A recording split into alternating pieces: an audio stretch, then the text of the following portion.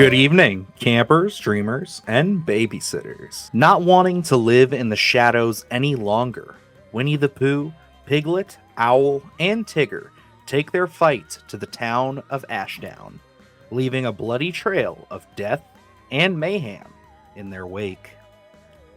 Yes, folks, this is our raw reaction review for Winnie the Pooh, Blood and Honey 2.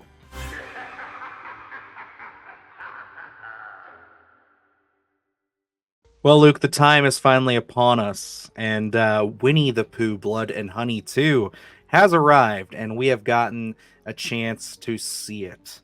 And I think it's pretty safe to say, let's throw this all out front for you guys, so you have some bit of an understanding of how we're going to tackle this review. Because, yeah, the first film is not great. We did a little revisit of it recently. It's up on the channel now if you want to take a look at that.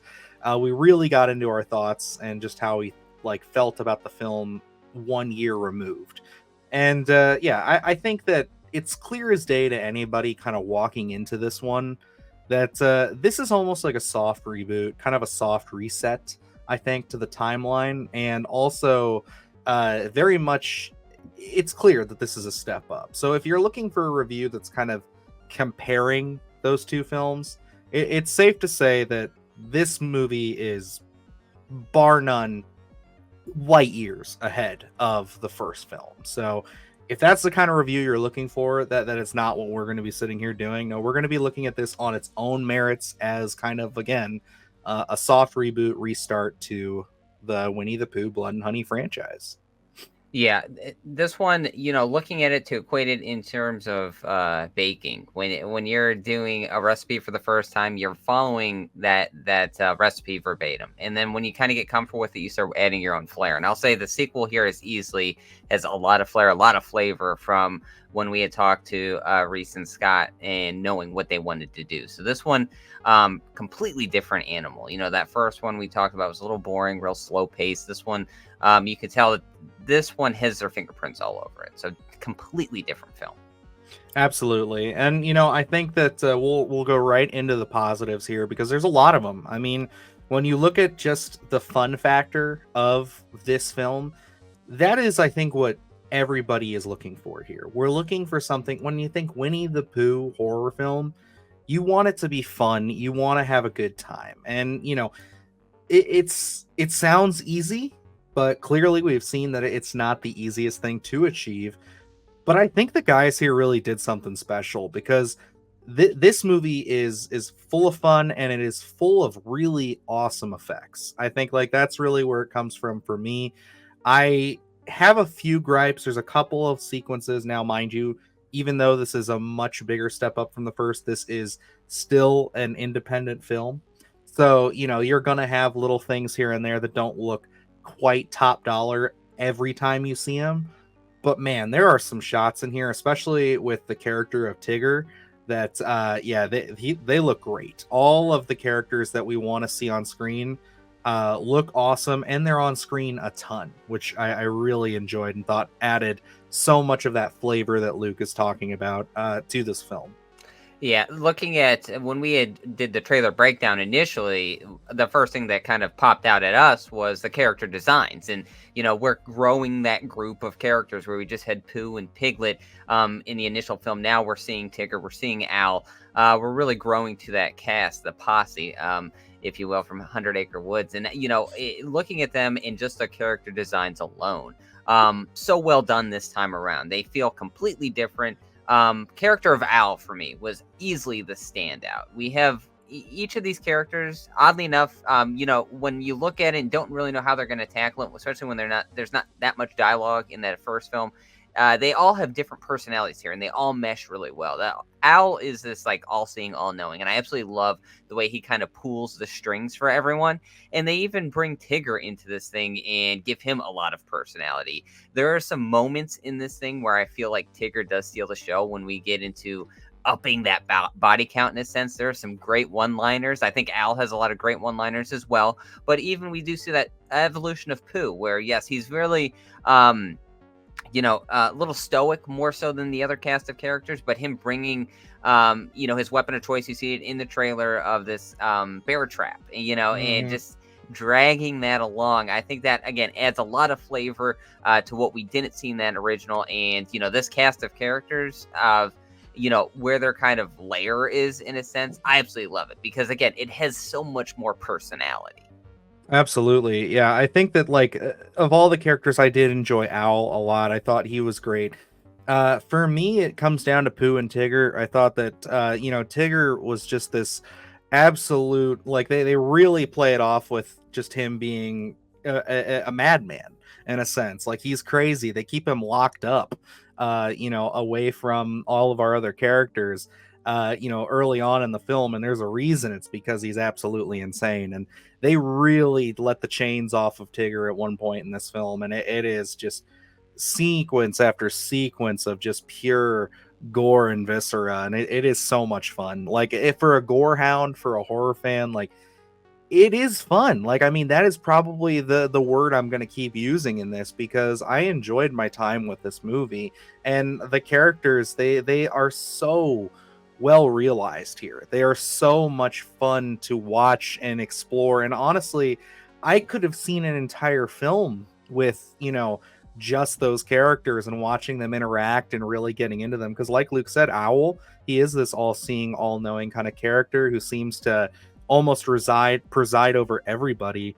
Um, but man, Pooh really brought the heat this time around, like literally and figuratively. Like he is an animal in this film. Like the stuff that they have him doing, and I mean, I gotta say, this is one of the rare times where we see a film of this caliber where it is again independent. They have to rely on some cheap CG at some points, where the CG didn't annoy me, because for every one piece of a CG kill that you see, there's like 10 practical effects kills. And some of the ones that Pooh pulled off, absolutely gut wrenching. Like, oh my god, there's sequences involving drills, there's sequences involving bats. I mean, I don't want to spoil everything, but like Jesus, dude, he really gets his hands dirty in the best way possible. But not even just that, they had so much depth to Pooh's character. And some of the questionable CGI that you're talking about, for me, for a film like this, it kind of adds to the Yeah, elements to it, because they are those necessary evil where you do need, especially when you're dealing with someone like Owl. I think yeah. you can't really pass that stuff up. But like looking at it, this has an opening scene that really sets the tone of what you should Mhm. be expecting for this film. It's something that I think that's what the fans wanted. That's what the creators initially had envisioned, and it really does set that tone in terms of some epic gore and kills. And that does hold true throughout. There's, we saw it in the trailer where they're at a rave, and that's really where we amp up this body count. And that's really where a lot of this fun comes for me. It's finally we get into that groove of, this is what I want for my blood and honey. They absolutely Mhm. deliver in that sense. And there are some wild gore in this. It's one of those things where, Terrifier is a film in its own. It's hard to ever beat the kind of gore that they provide. But Blood and Honey here, these creators, they wanted to kind of give those fans that gore as well. Because I think with especially this being a Fathom event and those special occasions of this is only popping up in so many different theaters, you're gonna get that crossover of the Terrifier fan base coming into Blood and Honey to kind of those gore hounds wanting to have that appetite for those crazy kills, and you do get that in here. There's some things in here that will make you chuckle and then also make you cringe. So you have that perfect mix of comedy and horror that is hard to come by. So for those kills, I'll say the gore count, the kill count, it is wild in this, and it is absolutely pleasing to the horror audience. 100%. And that's not the only piece of this that the creatives had promised us, and said that they were really taking a deep stab at really reinvigorating and re-energizing, and that was the story and our characters especially. And I gotta say, the story that they're introducing into this is really interesting and really intriguing. I think that overall, if I have to give a gripe to the film that I would say plays into a little bit of this, but it is almost again a necessary evil, because there is so much catch up that we have to play considering how they treat the first film in this, which I think is out there, but I won't spoil it for now. We'll save that for another video. But I think that for me, what I thought was really engaging here was just the way that we really go in deep with Christopher Robin, and we really get to see his dynamic and kind of the home life that he lives, and really changing the scope of our story, and just seeing what that first film really looks like to a lot of our characters. This does in a lot of ways lead into that soft reboot setting of, hey, we're gonna re-rack things, and we want you guys to look at it from this perspective as opposed to what we started with. And I really found myself engaging with it. I think that all biases aside, considering we've spoken to him a couple of times and everything, but I thought that Scott Chambers did a really serviceable and solid job on screen here. I thought that he was a really excellent lead. And yeah, he did bring a lot of emotion to some of those sequences, especially once some revelations are made later on in the film. It's a wild dynamic because this is probably the first film that I've had to deal with this. And, watching this as we did that recast with Christopher Robin, with Scott Chambers, being that lead now, and going into this and watching this. And every time he kept popping on the screen at the very start, I kept going, that's Scott, Right? And Yeah. then it was like, but, I think the connective tissue, the deep-rooted story that we do get, it helps kind of shed that. And, the performance that he does give, I think there are a lot of sentimental moments in there. There's a lot of stuff that I was really surprised at his range because I didn't know what to expect. Yeah. We know him as one of the creators behind the scenes, not necessarily right in front of the camera. But, I will say I was really surprised at his performance and what the gravitas he was able to bring, especially with not really diving too deep into the Christopher Robin story other than, knowing Pooh and the gang in that initial film. But the connective tissue, that those deep-rooted elements that we do get here. And I will say, looking at the story that they do give us, there's maybe sort of a twist, a connective tissue that we've never gotten. I will say, as soon as it was presented for me, it was something that you could kind of see coming, but it wasn't like, that big element that takes you out of the film. It was more so, okay, I think you get the point because it's something that's never been introduced into the Winnie the Pooh dynamic. So, whether you see it coming or don't, I don't necessarily see that as a negative because it is something that is completely original to the story. And I think it works. I think, it brings that connective tissue that we were missing in that first film, where that was just more so a slasher. And this one, they do meld in actual storytelling with those slasher elements. I think they do it perfectly. Absolutely. And I gotta say, there's a sense of atmosphere with this movie too that they really capture from frame one all the way through. And I think like the biggest thing about this is that it's just like seeing, just with a bit more money and a bit more freedom, I guess you could see, with these creatives and what they were able to do.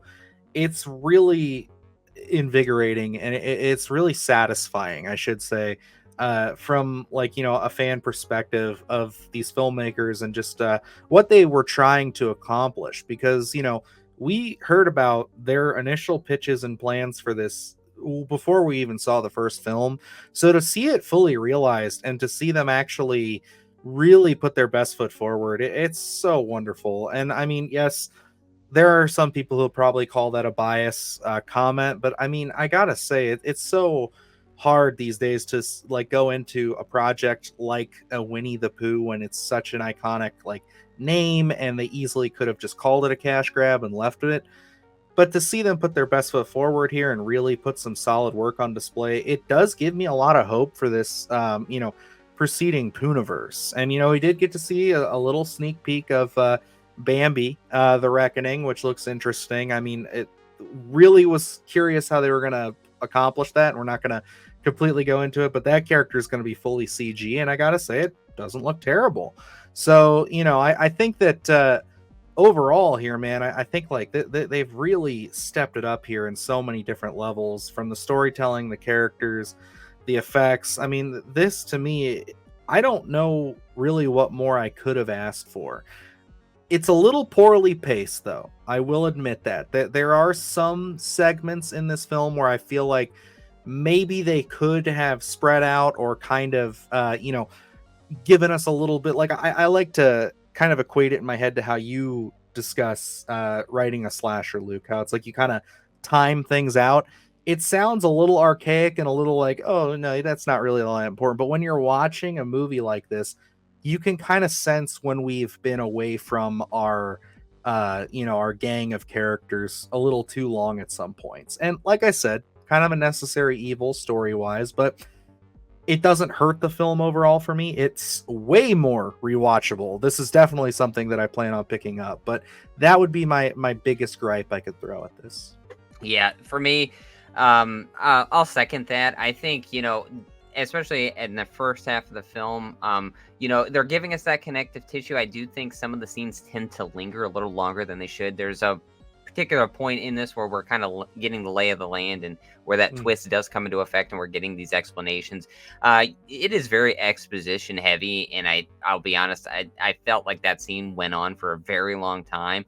And I think sometimes when you're doing, again, necessary evils, when we're kind of dealing with those exposition heavy to kind of get the idea out there, I think you have to keep that interesting, you have to keep that moving, and I think it did stall out a little bit for me there, but it does bounce back rather quickly, because then it's followed up with our 100-acre gang and some mayhem that ensues. They get right into it. Yeah. So I kind of forgave that, but as you're in that scene, it does kind of linger a little bit, as well as I think there are some elements with some deaths that are supposed to have a little more tension, a little more heartfelt, but I don't know necessarily that the character development was there for me to kind of resonate with what our characters were feeling with that aftermath. So I would say those are the kind of the two negatives that I have of the film, but again, they don't hurt it that often in terms of what we do get in that back half, where it's just a buttload of fun, and it's what we came to see, and it's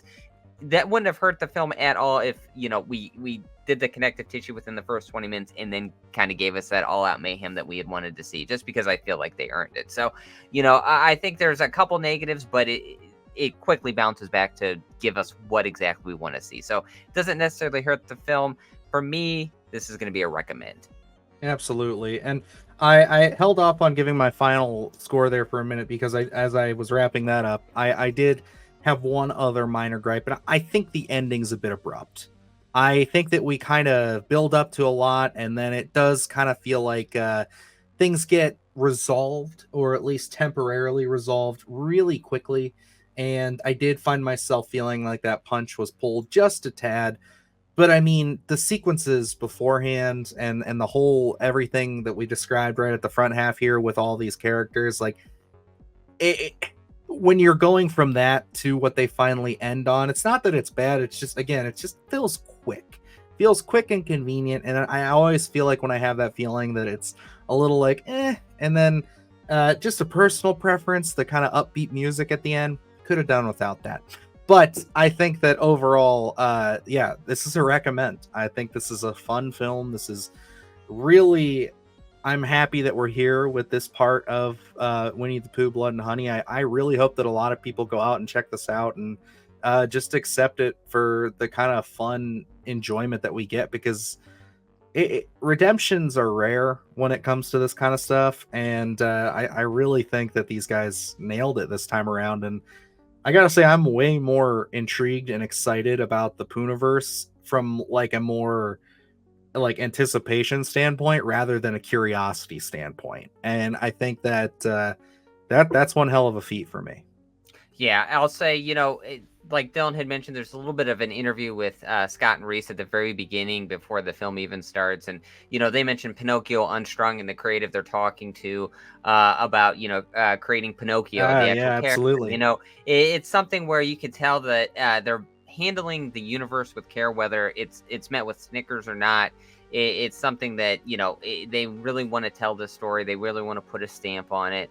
And it's going to be something that's interesting. So, I'm definitely anticipating it as well from, I want to see what they bring us, because I think it's going to be a lot of fun. I think they have some unique stories to tell, especially with the spin they put on Blood and Honey too. So, it's going to be fun, and I'm excited. I'm all in.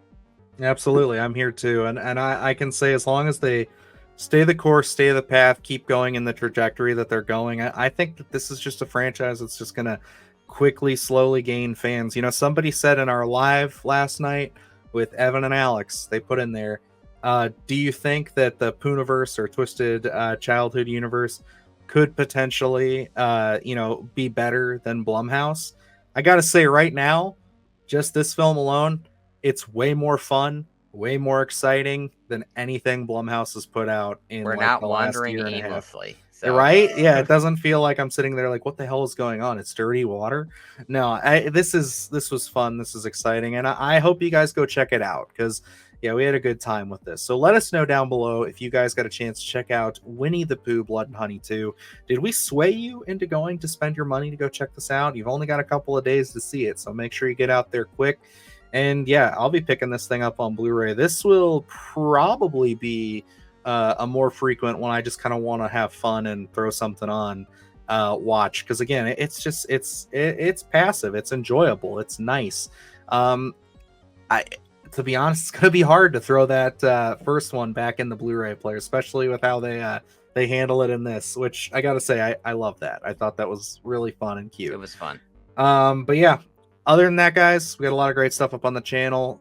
Check out our spoiler review of Late Night with the Devil, what we did with Alex from Beyond the Void podcast, if you haven't already seen that film. And yeah, I guess that's gonna wrap us up here. So until next time, I'm Dylan Newell.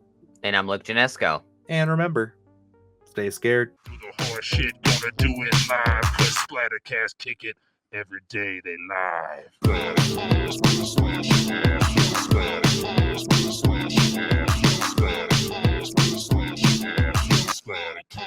Splattercast,